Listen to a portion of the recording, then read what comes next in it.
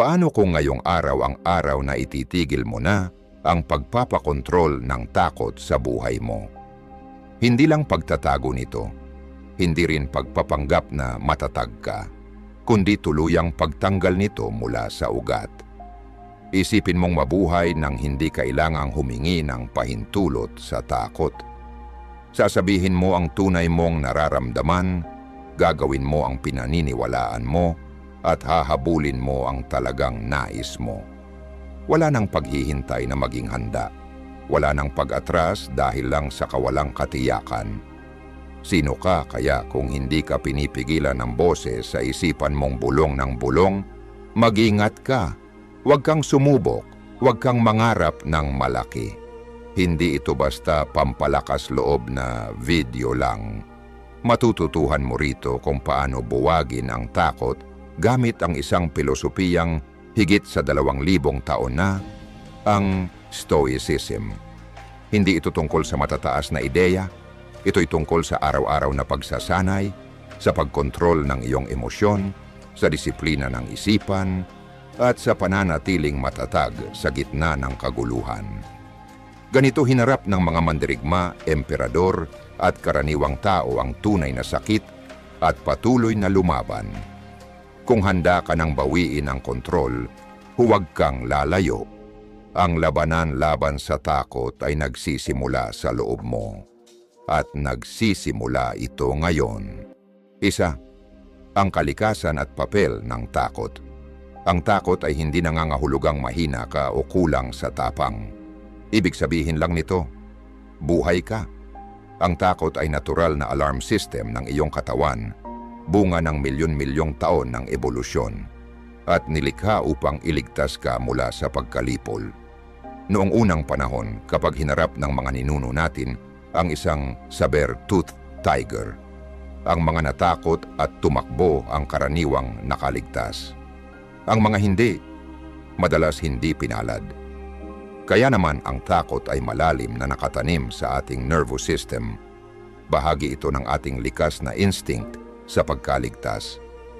Kapag naramdaman mong may panganib, hayop sa gubat man o email mula sa boss mo, umiilaw ang iyong amygdala. Ito ang sinaunang radar ng utak na laging nakaabang sa banta. Kapag na-activate ito, pinapagana nito ang hypothalamus na nag-uumpisa ng sunod-sunod na reaksyong pisikal. Dumadaloy ang adrenaline, bumibilis ang tibok ng puso. Naninigas ang mga kalamnan, humihingal ka. Kaya ganoon ang pakiramdam ng dibdib mo bago ang isang mahirap na pag-uusap kahit walang leon sa paligid.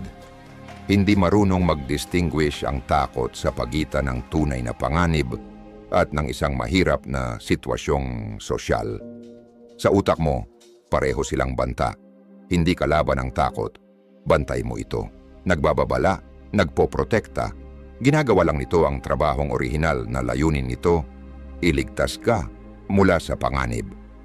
Pero sa modernong panahon, kung saan ang panganib ay anyo ng kritisismo, pagkabigo o pagtanggi, madalas magkamali ang sistemang ito. Ang utak mo ay maaring mag-react sa isang hindi nasagot na email tulad ng reaksyon ng mga ninuno mo sa bakas ng leon sa damuhan. At ito ang mahalagang punto, hindi ang takot ang problema. Kung hindi ka natatakot sa taas, baka mahulog ka sa bangin. Kung hindi ka natatakot sa apoy, baka pumasok ka sa apoy. Inililigtas ka ng takot. Pero kung tama ang papel nito, magbabala, hindi manguna. Kapag ang takot ang humawak ng manibela, kapag hindi na ito pabulong kundi pasigaw, kapag hindi na ito nagbababala kundi nag-uutos, hindi ka na talaga nabubuhay, nagsusurvive ka lang. At narito ang nakakagulat. Ipinapakita ng brain scans na ang pag-iisip ng banta ay halos pareho ng epekto sa utak gaya ng aktwal na panganib. Ang pag-iisip lang na mapapahiya sa harap ng maraming tao ay sapat na para ma-activate ang iyong fight or flight system. Hindi mo kailangan ng totoong pangyayari para maramdaman ang takot. Sapat na ang isang senaryo sa isipan. At aakalain ng katawan mo na nangyayari ito ngayon. ngunit mas lumalalim pa ito. Kapag kinain ka ng takot, hindi lang nagre-react ang utak mo. Binabago nito ang prioridad. Ang daloy ng dugo ay lumilipat palayo sa prefrontal cortex, ang bahaging responsable sa lohika, desisyon at pagresolba ng problema, at dumadaloy papunta sa mga kalamnan. Naghahanda kang tumakbo, tumitigil ka sa malinaw na pag-iisip, nagiging impulsive ka, reaktibo, ginigiyahan ng emosyon, kaya kadalasang nauuwi sa maling desisyon ang takot. Dahil hindi ka nag-iisip, nagsusurvive ka lang. Kaya kung hindi takot ang kalaban, kundi ang bulag na reaksyon natin dito, ito ang dapat tandaan. Ang pakiramdam ng takot ay hindi ibig sabihin may tunay na panganib. Ibig sabihin lang, may mahalagang bagay sa harap mo. Ang panginginig ng kamay mo ay hindi senyales ng kahinaan. Isa itong senyas na nasa hangganan ka ng isang bagay na maaaring magbago ng buhay mo. Pero dito nagiging pinakamapanganib ang takot, hindi sa aksyon, kundi sa pagkaantala. Kapag hindi ka kumikilos, kapag sinabi mong sa susunod na lang, kapag ipinagpaliban mo ang isang desisyong alam mong tama dahil lang sa kaba, takot o pagkaalangan, doon na ang takot ay hindi na nagbababala, kundi namumuno. Hindi dahil mas malakas ito kaysa sa iyo, kundi dahil hindi mo napansin na inagaw na nito ang lugar mo. Kaya tanungin mo ang sarili mo, nasa panganib ka ba talaga? O nakikinig ka lang sa isang lumang reflex? Ligtas ka ba talaga? O bihag ng sarili mong imahinasyon? Hindi mahina ang bawat taong nakakaramdam ng takot. Pero ang bawat nagpapasya batay sa takot, nawawala ang pinakamahalagang bahagi ng buhay, paglago. Ang panganib ay hindi ang pagiging takot. Ang panganib ay ang akala mo, alam ng takot ang direksyon. Dahil kapag ito ang palagi mong sinusundan, makakalimutan mong pumili ng sarili mong daan. 2. Ang bitag. Kapag inakala mong ang takot ay katotohanan, isipin mo na lang na may taong laging nasa tabi mo, bumubulong sa iyong tainga tuwing may mahalaga kang gagawin. Huwag mong sabihin yan. Iisipin nilang bobo ka. Huwag mong subukan. Hindi ka sapat. Umupo ka na lang. Huwag mong sirain. Kung ang boses na yon ay galing sa ibang tao, matagal mo na siyang pinutol. Pero dahil galing ito sa loob ng isipan mo, pinakikinggan mo, pinaniniwalaan mo, sinusunod mo, at tinatawag mo itong pagiging realistiko. Pero hindi. Iyan ay takot na nagkukunyaring lohika. At ang pinakadelikadong bahagi, hindi mo alam na ikaw na pala ang kinokontrol nito. Hindi tayo bumabagsak dahil sa takot. Bumabagsak tayo dahil ibinibigay natin dito ang manibela. Hindi nawawala ang mga pangarap natin dahil may pumigil. Nawawala ang mga ito dahil tuwing nagsasalita ang takot, tumatalikod tayo.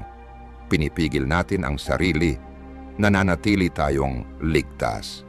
Hindi tayo nagsisimula, hindi dahil hindi natin kaya, kundi dahil may boses sa loob na bumubulong, mag-ingat ka. Paano kung mabigo ka? Sino ka ba para sumubok? At ang masakit, hindi kailangang sumigaw ng takot. Kailangan lang nitong pumayag ka. Sabi ni Epictetus, hindi ang mga bagay mismo ang gumugulo sa atin, kundi ang opinyon natin tungkol sa mga ito. Ang takot ay wala sa sitwasyon, nasa kwento natin tungkol dito. Hindi ang presentation, hindi ang rejection, hindi ang oportunidad ang problema. Ang problema ay ini-imagine nating may trahedya at umaasta tayong nangyari na ito. Naranasan mo na bang tanggihan ang isang oportunidad kasi pakiramdam mo hindi ka pa handa? Hindi iyon totoo. Palagay lang iyon. At kapag paulit-ulit ang palagay, nagiging realidad ito. Hayaan mong ikwento ko ito. Baka makita mo ang sarili mo sa kanya. Si James, isang 34 na taong gulang na engineer sa London, ay matagal nang nangangarap gumawa ng malikhaing trabaho, disenyo, pagsusulat, pagbuo ng mga bagay na mahalaga sa kanya, pero tuwing may pagkakataon, umaatras siya. Hindi ako creative. Masyado na akong malayo sa landas na to para bumalik.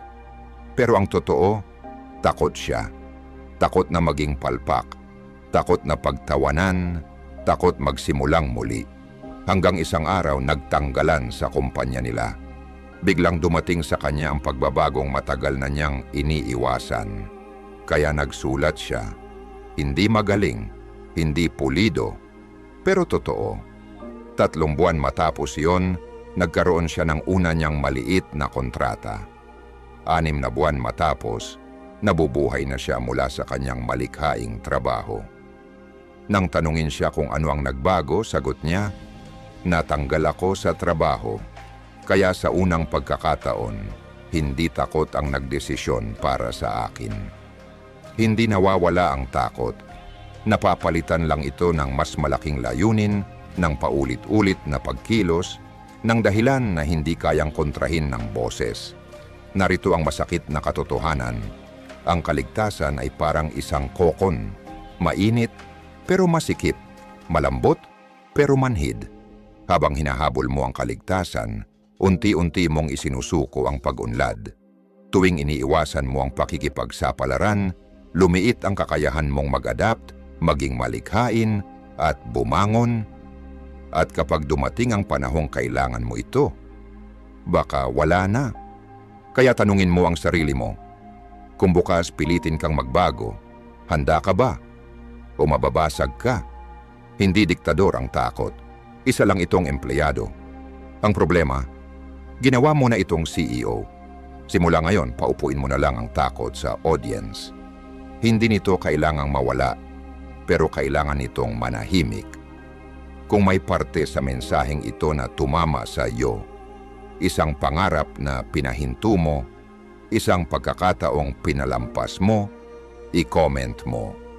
Isulat mo ang matagal mo nang gustong gawin, pero pinipigilan ka ng takot. Ang pagtukoy dito ang unang hakbang sa pagbawi ng kontrol. At kung gusto mong ipagpatuloy ang paghubog ng isipan mong matatag, malinaw, at hindi alipin ng takot, mag-subscribe ka. Hindi para sa libangan, kundi bilang araw-araw na paalala, hindi ka na sumusunod sa utos ng takot. 3. Ang tapang ay hindi kawalan ng takot. Ang tapang ay hindi ang kawalan ng takot. Ang tapang ay yung nanginginig pa rin ang mga kamay mo, mabilis pa rin ang tibok ng puso mo, magulo pa rin ang isip mo, pero ginagawa mo pa rin ang susunod na hakbang. Isa sa mga pinakamapaminsalang paniniwala natin ay ang ideya na kailangan munang talunin ang takot bago tayo kumilos. Hinintay nating bumagal ang tibok ng puso, matuyo ang mga palad, tumahimik ang isip. Iniisip natin, kapag handa na ako, saka ako kikilos.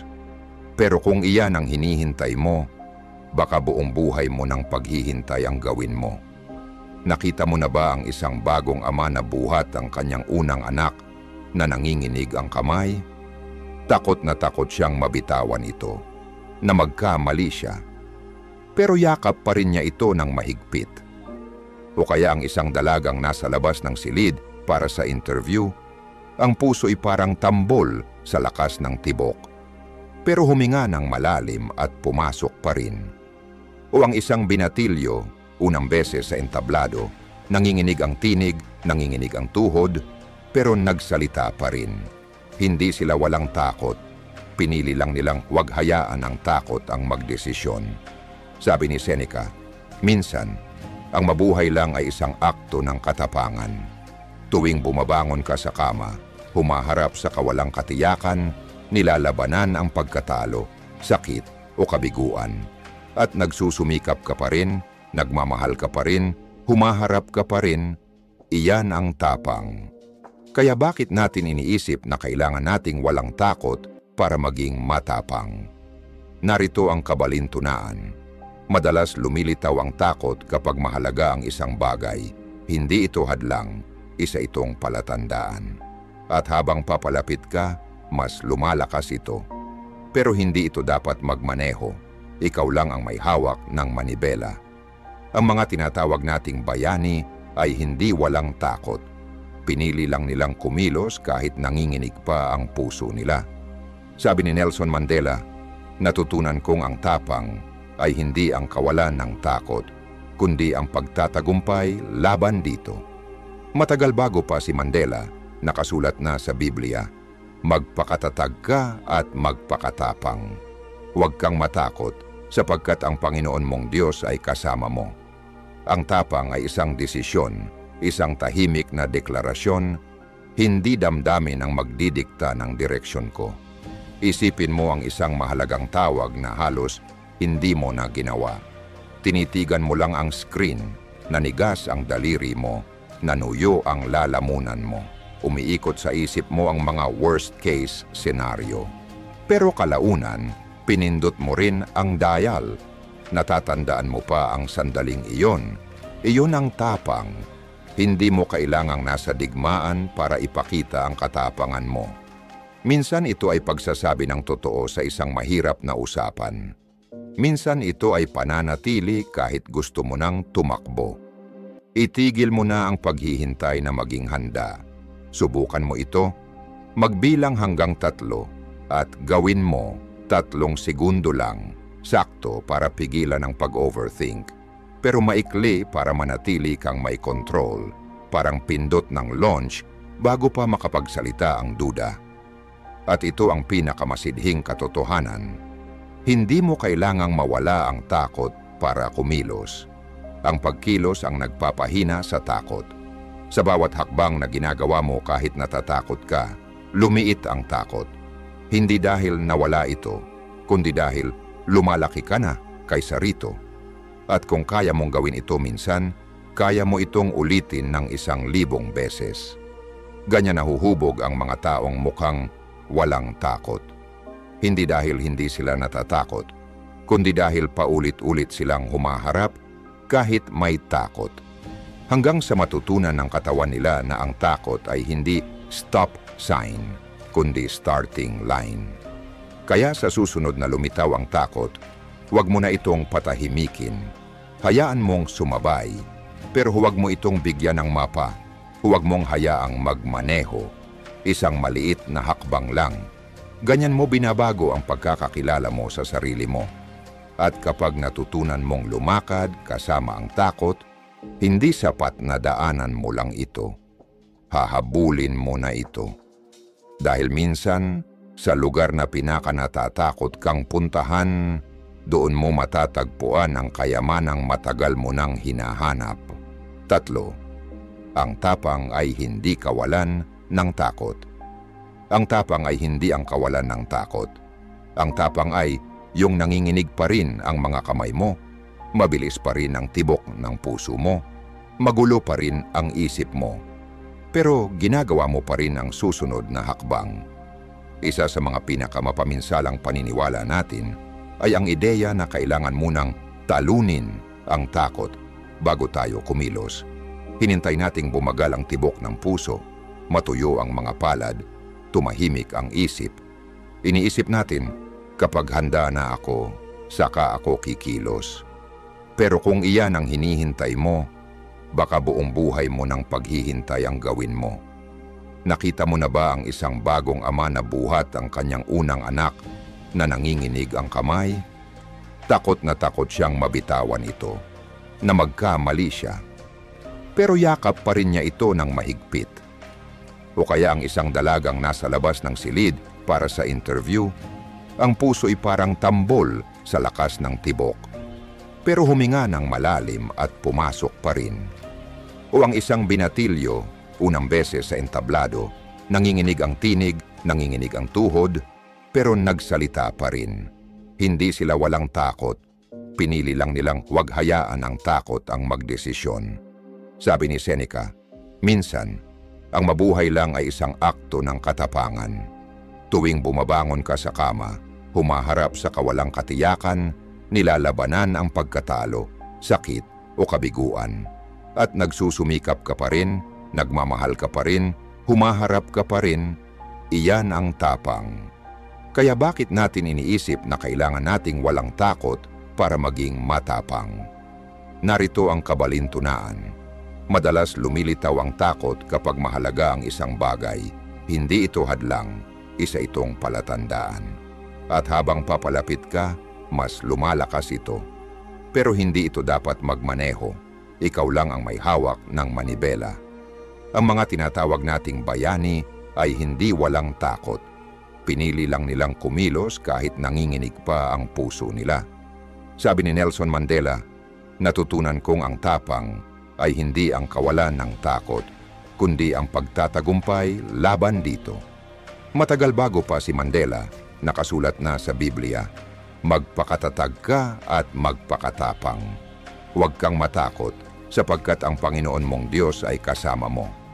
Ang tapang ay isang desisyon, isang tahimik na deklarasyon, hindi damdamin ang magdidikta ng direksyon ko. Isipin mo ang isang mahalagang tawag na halos hindi mo na ginawa. Tinitigan mo lang ang screen, nanigas ang daliri mo, nanuyo ang lalamunan mo. Umiikot sa isip mo ang mga worst-case scenario. Pero kalaunan, pinindot mo rin ang dial.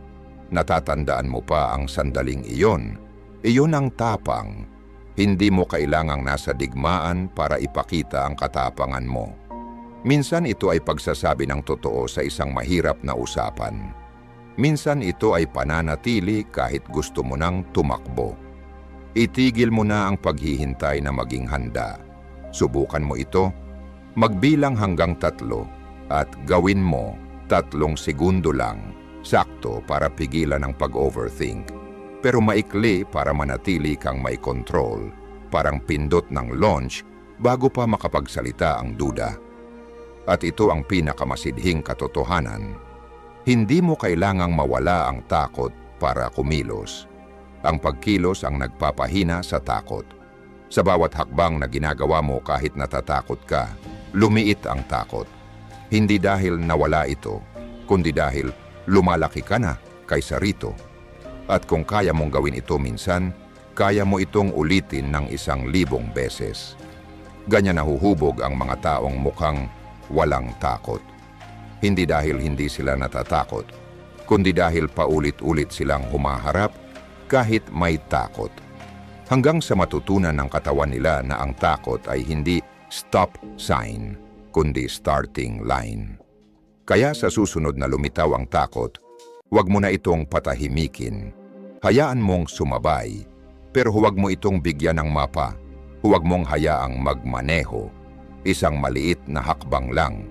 Ganyan mo binabago ang pagkakakilala mo sa sarili mo. At kapag natutunan mong lumakad kasama ang takot, hindi sapat na daanan mo lang ito. Hahabulin mo na ito. Dahil minsan, sa lugar na pinakanatatakot kang puntahan, doon mo matatagpuan ang kayamanang matagal mo nang hinahanap. Numero 5. Isulat muli ang kwento na ipinapakita mo sa iyong sarili. Ang takot ay hindi lamang isang mabilis na pakiramdam. Ito ang pundasyon sa ilalim ng kung paano mo nakikita ang iyong sarili. Hindi lang ito takot sa kabiguan, pagtanggi o kahihiyan. Ito ang mas malalim na takot na hindi ka karapat-dapat sa isang ibang buhay. Walang nagsasabi nito ng malakas, ngunit ito ay lumalabas tuwing ikaw ay humihinto, tuwing pipiliin mo ang kaligtasan kaysa sa panganib. Hindi dahil kulang ka sa kakayahan, kundi dahil sa kaibuturan ng iyong puso. Ikaw ay nabubuhay ayon sa isang script na isinulat matagal na ang nakalipas. Hindi ako sapat. Wala akong karapatang mangarap ng malaki. Dapat ako ay nasa likod ng mga eksena. Ang mga linyang ito ay hindi sumisigaw sa iyong isipan, ngunit tahimik nilang pinapalakad ang bawat desisyon na iyong ginagawa. At ang pinakamalungkot na bahagi, karamihan ng mga tao ay hindi tinatanong ito. Nabubuhay sila na parang ang script na iyon ay katotohanan. Ang takot ay hindi lang isang pakiramdam. Ito ay nagiging bahagi ng iyong pagkakakilanlan. Hindi mo na iniisip, baka mabigo ako, naniniwala ka na. Ako ay isang nabigong tao. Ang isang simpleng pag-iisip ay nagiging paniniwala at pagkatapos ay bahagi ng iyong pagkatao. At kapag ang takot ay naging bahagi ng iyong pagkakakilanlan, ipagtatanggol mo ito dahil ang pagpapakawala dito ay parang pagkawala ng iyong sarili. Hayaan mong ikwento ko sa iyo ang kwento ni Elisha, isang tahimik na coach ng Atletico na tumanggi sa 3 malalaking pagkakataon sa kanyang buhay: paglulunsad ng sarili niyang kurso, pagsasalita sa harap ng publiko, at pakikipagtulungan sa isang internasyonal na tatak. Bawat pagkakataon, mayroon siyang lohikal na dahilan. Hindi ito tamang panahon. Kailangan niyang maghanda pa. Hindi siya handa. Ngunit walang nakakaalam na sa kanyang isipan, isang boses mula sa kanyang ama ang umuukit. Hindi ka natatapos ng anumang bagay. Sa paglipas ng panahon, hindi na ito narinig ni Elijah bilang isang kritisismo. Tinanggap niya ito bilang katotohanan.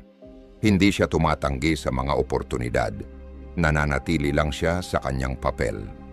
Pagkatapos ng isang insidente sa kalusugan, isinulat ni Elisha ang 3 simpleng tanong. Kung ito ang aking huling araw, ano ang nais kong makita ng mga tao sa akin? Ano ang nais kong iwanan? Ang tanong na iyon ay nagdulot ng pagkabasag sa konkretong pader na itinayo niya sa paligid ng kanyang sarili. Hindi siya nagsimula ng isang malaking kilos. Nagsimula siya sa pagsusulat ng isang pangungusap sa kanyang isipan. Ako ay isang tao na natatapos ang mga bagay. Dito nagsisimula ang pagsasanay sa Stoicism.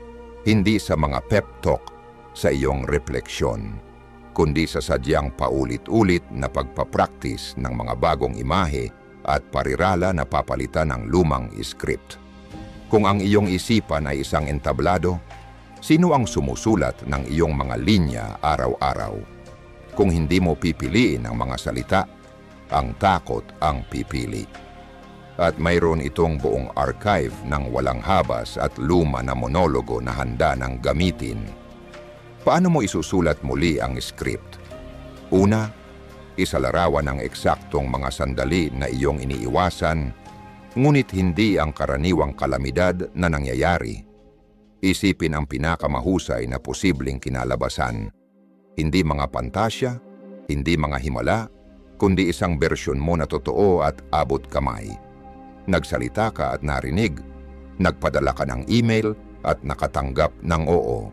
Sinubukan mo ang isang bagong bagay at napagtanto mong hindi ka namatay. Ganito mo muling ire-rewire ang iyong emosyonal na reaksyon. Mas malakas ang epekto ng mga paulit-ulit na imahe kaysa sa mga pangangatwiran.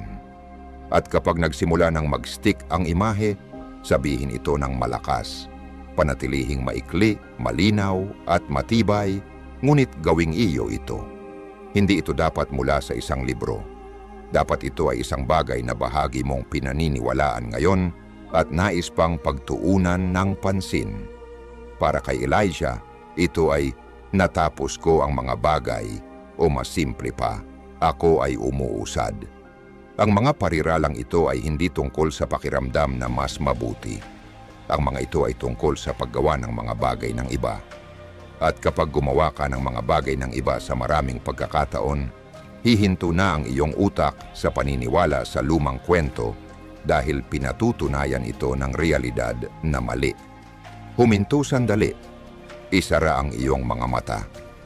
Sa halip na isipin ang pinakamasama, isipin kung ano ang nararapat mangyari. Pagkatapos ay itanong sa iyong sarili, gaano katagal akong nabuhay ayon sa script na hindi akin? Ang sagot ay maaaring magpabalisa sa iyo.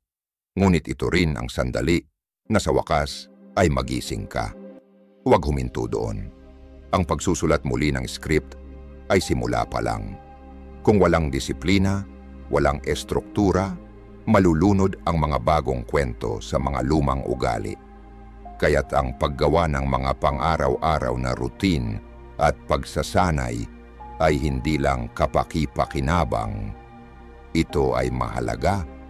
Hindi upang baguhin ang iyong nararamdaman, kundi upang baguhin ang iyong kapalaran. Numero 6, bumuo ng araw-araw na disiplina at mga gawi. Isipin mo ito. Magigising ka at ang unang bagay na gagawin mo ay maligo sa malamig na tubig. Hindi dahil ikaw ay tipo ng tao na naghahanap ng hamon, kundi dahil tinuturuan mo ang iyong isipan. Sinasabi mo sa iyong sarili, pinipili ko ang hindi komportable at patuloy akong magtatagumpay.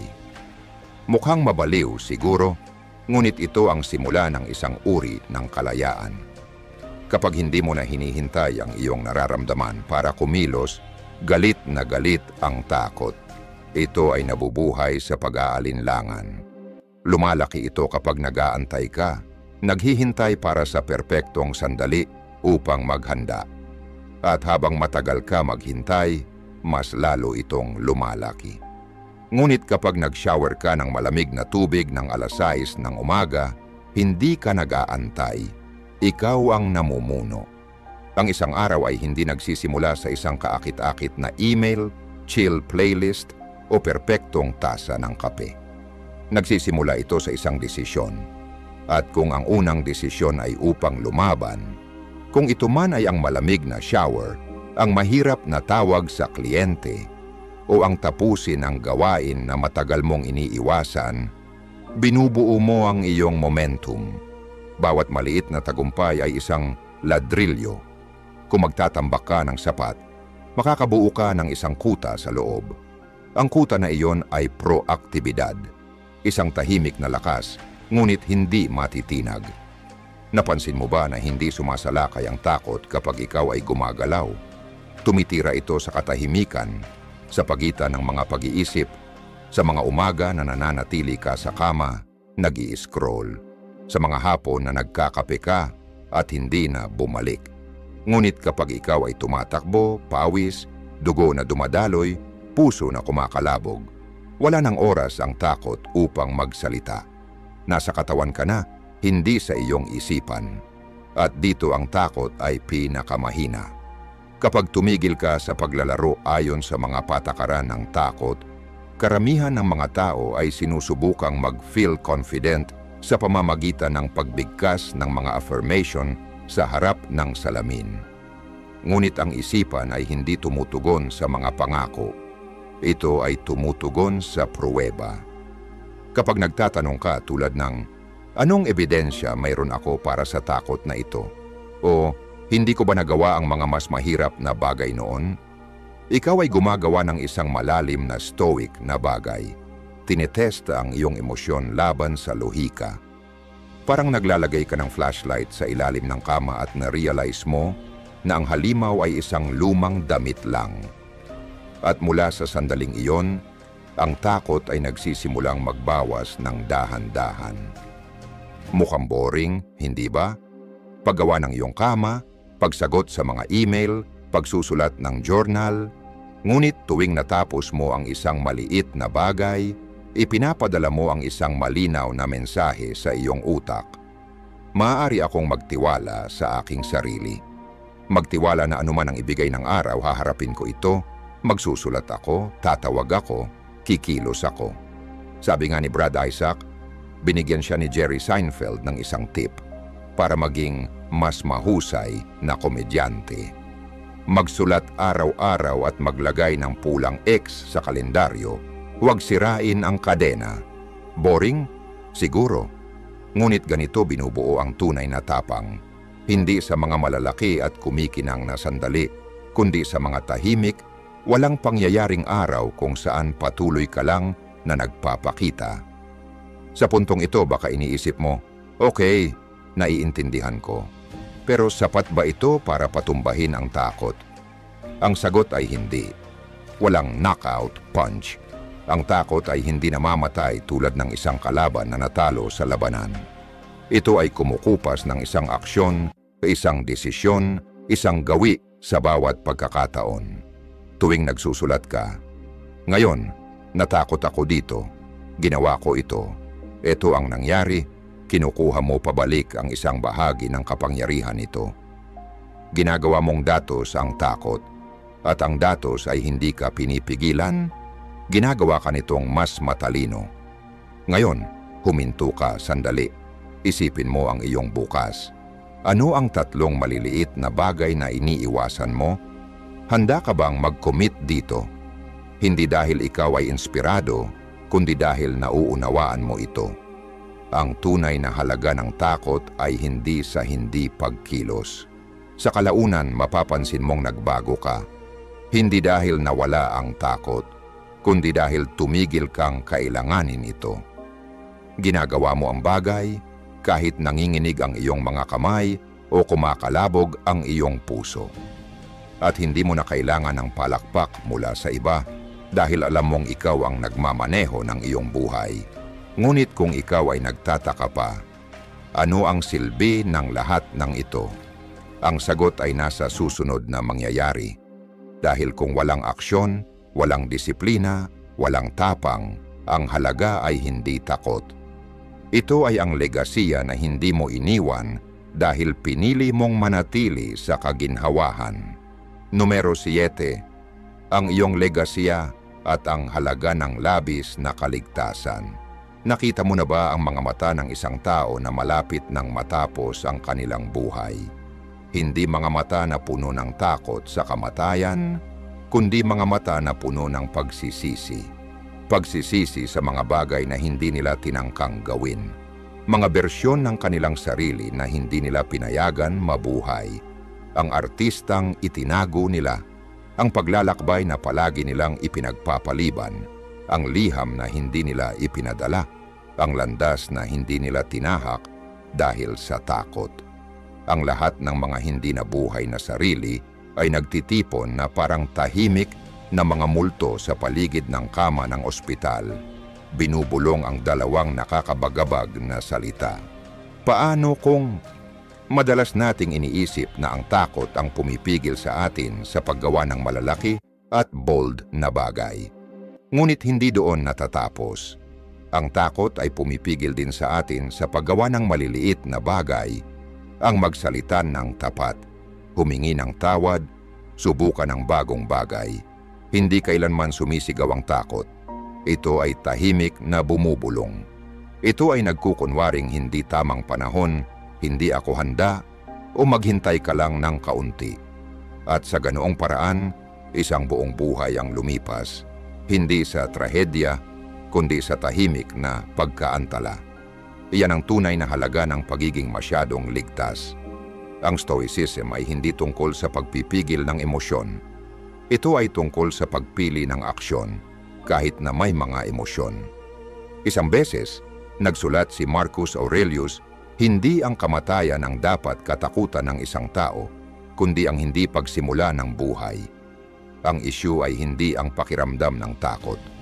Ang issue ay ang pagpapahintulot sa takot na magdikta ng iyong buhay.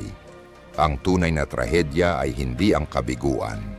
Ito ay hindi kailanman malalaman kung ano ang kaya mong gawin dahil hindi mo binigyan ng iyong sarili ng pagkakataon.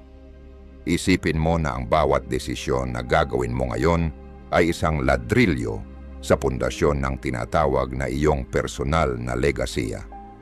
Tuwing kumikilos ka kahit may takot, nagtatayo ka ng isa pang layer.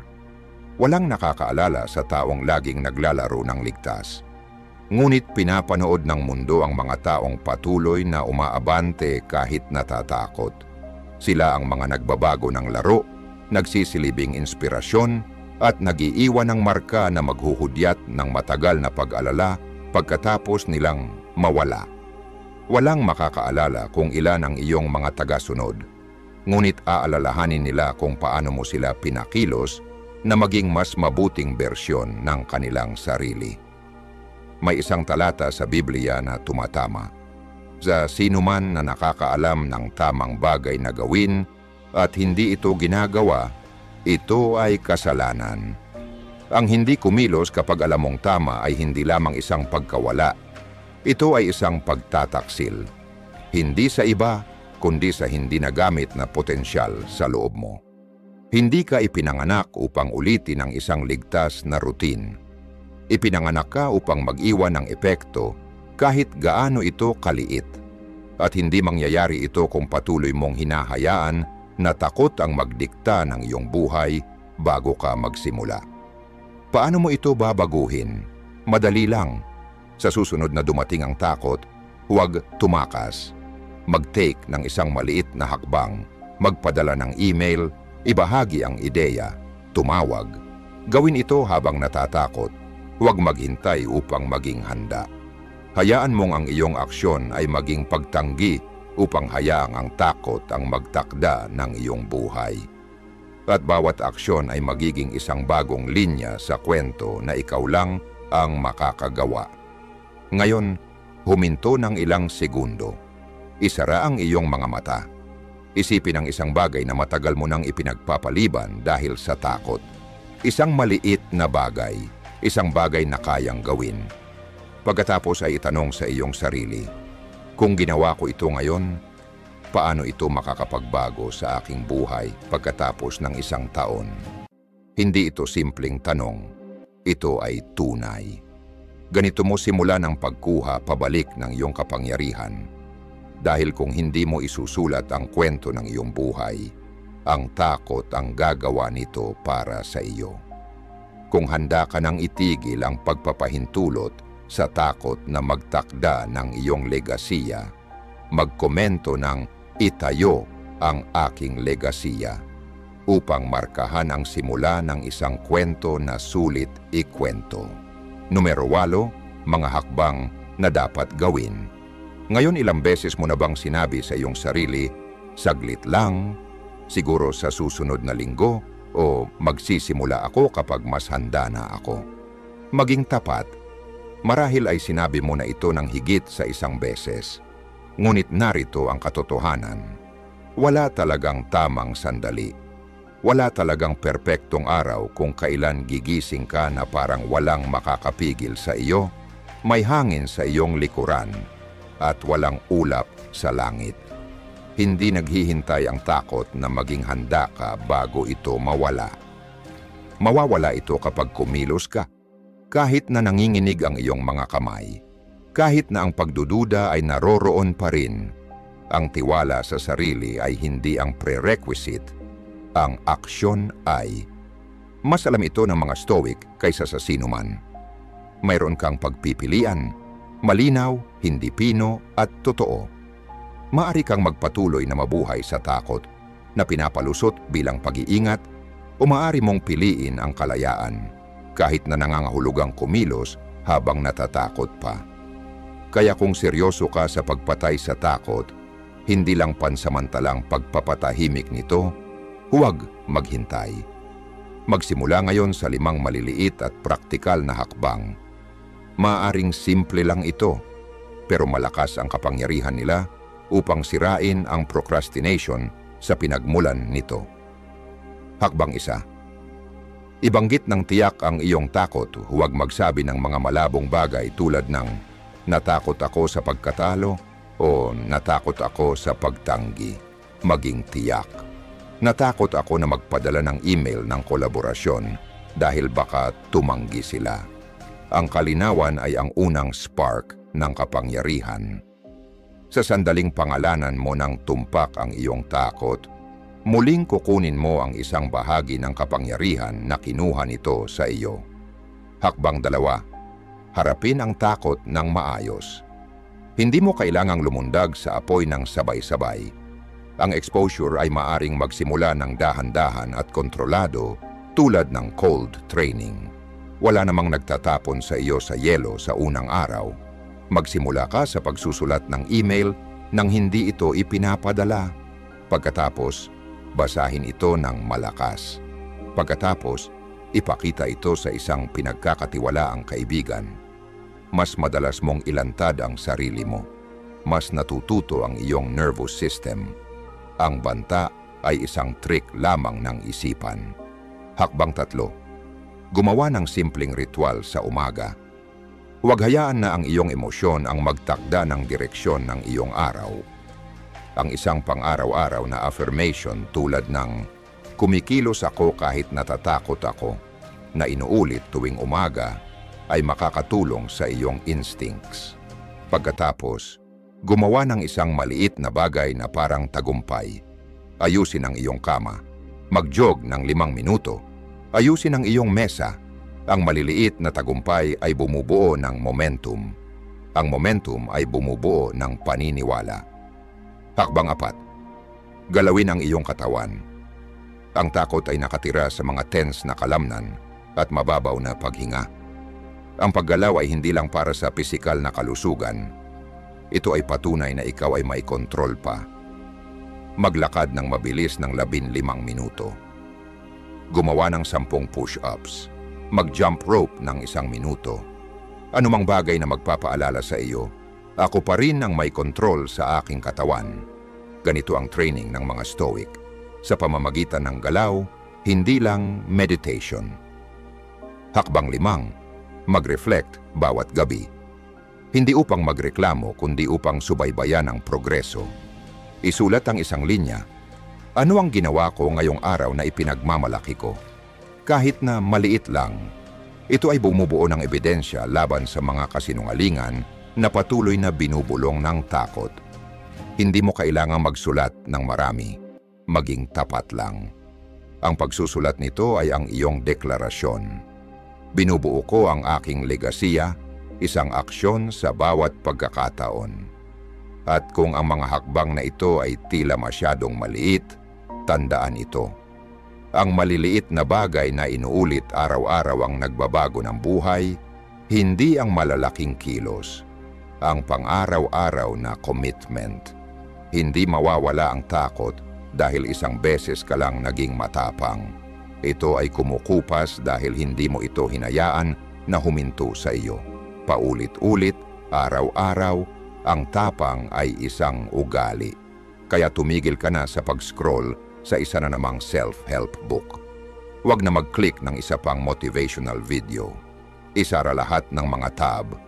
Tumayo, huminga, at magsimula. Hindi mo kailangang maging walang takot. Kailangan mo lang magsimula. Nagawa na natin ang 8 makapangyarihang paraan upang malampasan ang takot, hindi gamit ang mga walang laman na slogan, kundi sa pamamagitan ng kalinawan, disiplina, at sinadyang aksyon. Nakita mo na hindi ang takot ang kalaban, ito ay isang pagsusulit. Hindi ito kailangang durugin gamit ang brute force. Kailangan itong harapin ng may kamalayan at intensyon. Natututo tayong kilalanin ang maling tinig nito at tumigil sa bulag na pagsunod dito. Nauunawaan natin na ang tapang ay hindi isang pakiramdam. Ito ay isang pagpili. At ang kalayaan ay hindi nanggagaling sa pag-iwas sa panganib, kundi sa pagharap sa ating sarili. Isang hakbang sa bawat pagkakataon. Lalo na ang mga limitasyong dating iniisip nating hindi kayang baguhin.